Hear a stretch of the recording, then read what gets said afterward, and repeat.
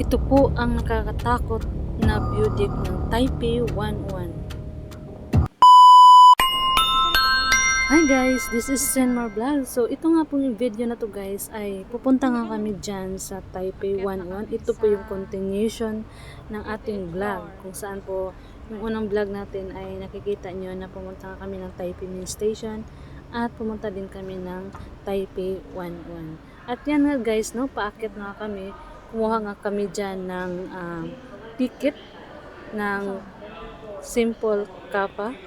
So, yan yung ticket na yan ay gagamitin natin para makaakyat tayo doon sa pinakatuktok ng Taipei 11. So, dyan nga guys, no, papasok na tayo dyan at syempre, unang-una pa lang natin napasok dyan ay medyo okay naman, hindi naman tayo kinabahan. But at least, maranasan natin yung kung ano talaga yung nasa taas na nga tayo. Iba pa yung pakiramdam ko dyan nung paakyat pa lang ako. Enjoy pa naman. Pero at least, nagsubok tayo na pumunta at pumasok dyan papunta sa 88th floor. So, yan nga yung sister ko. Ayan, pumapasok na kami dyan sa elevator. Alam nyo guys, ang dami-dami talagang mga tao na pumupunta dyan.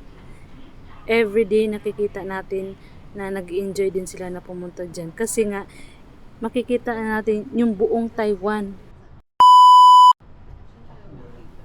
So, yun na nga guys, no, nandyan na nga kami sa escalator at from second floor to I think nasa 59.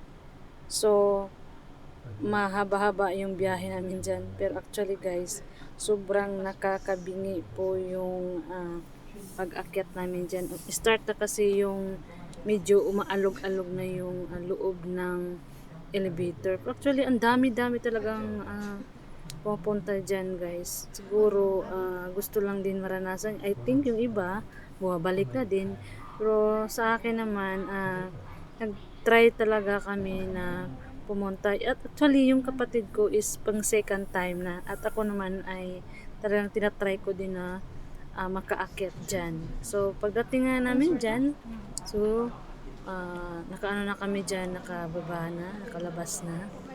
I think 60 pala yan.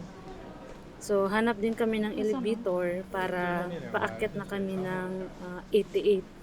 So hanggang 88 lang kami at yung ticket na yon ay is good for 88 floor yan. From 60 floor then going up to 88 floor. So mayroon pa kami mga 28 floor.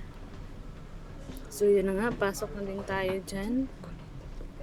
At yan, marami tayong mga nakasabay dyan. Actually guys, yan yung pinaka-enjoy na pangyayari na naranasan ko talaga sa buong buhay ko, na even though napakahirap po talaga.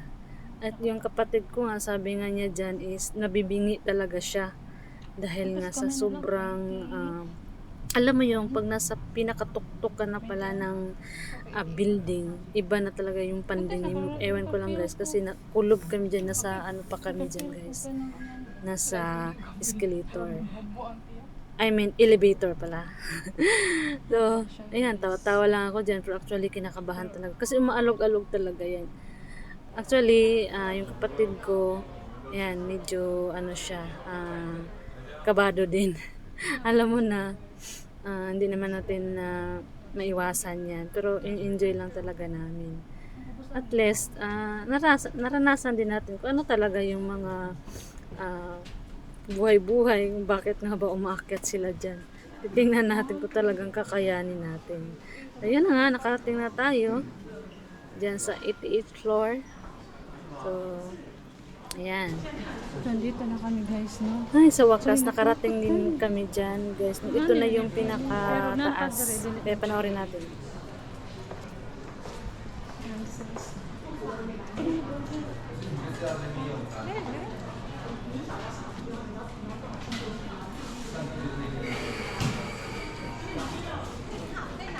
Please, kape-latte lang ako or chocolate.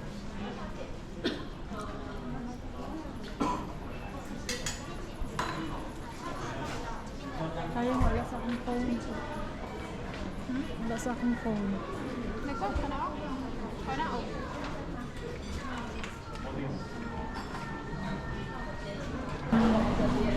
Simple cafe. Order lang kami ng coffee para may kwando ya, may biscuits.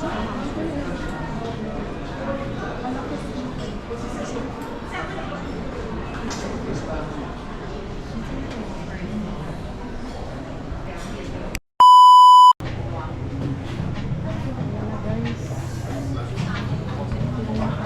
tok tok. My goodness.